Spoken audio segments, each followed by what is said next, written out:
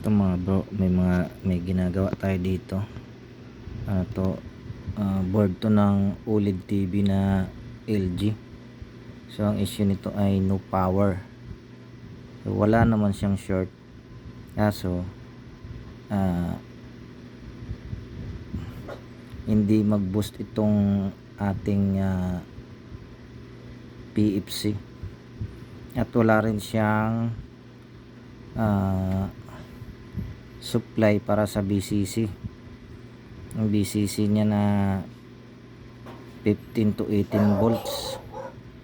So ang ginawa ko, nag muna ako ng resistance dito sa mga resistor. So okay naman, binalik ko na, wala akong makitang ibang problema. So tapos ginawa ko ay nag-force on ako, naglagay ako dito ng resistor sa may 300 volts, tapos kinonek ko dito sa BCC para sa 15 to 18 volts.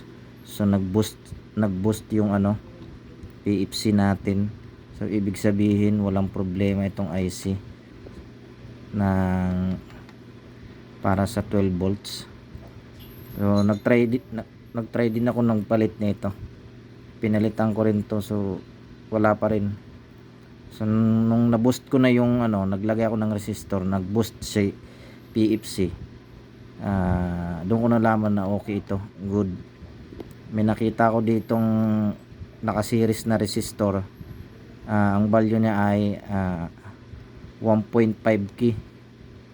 Ang code niya ay 152. Ito tatlo. So dalawa dyan ay nag-change value. Yung isa hindi na makita yung number. So wala akong makitang exact value. So ito yung nilagay ko, 5 key resistor. Ito una kong nilagay na SMD 47 to, nasa 4.7 key. Sinusunog lang din niya, sinusunog niya itong resistor. So naglagay din ako ng carbon type. Ito isa, ganito kalaki, ganito rin size. Sinusunog pa rin niya. Ayan sinusunog pa rin niya. So chinik ko kung bakit sinusunog niya. Akala ko sira yung IC. So ito pala, may leak yung capacitor. dito nakakonek sa BCC, sa startup. Yung isang paa nasa ground.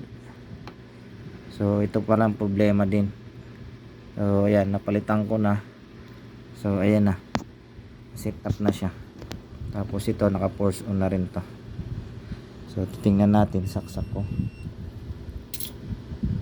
muna. So ayan, tumunog na yung relay. Tingnan natin yung PFC kung nag-boost na. So ayan, nag-boost na siya, nasa 397 na. So ito yung niya,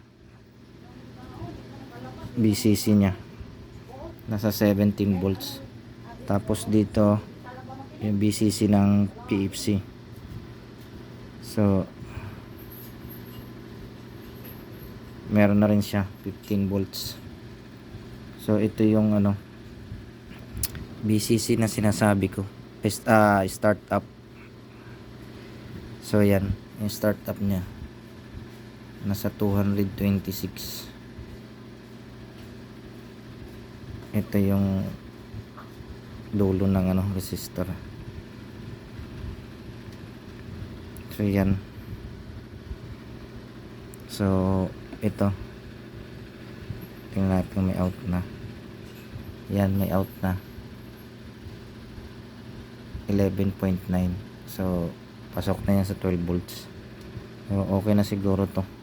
Sasalpak na lang natin dun sa ginawa nating OLED TV.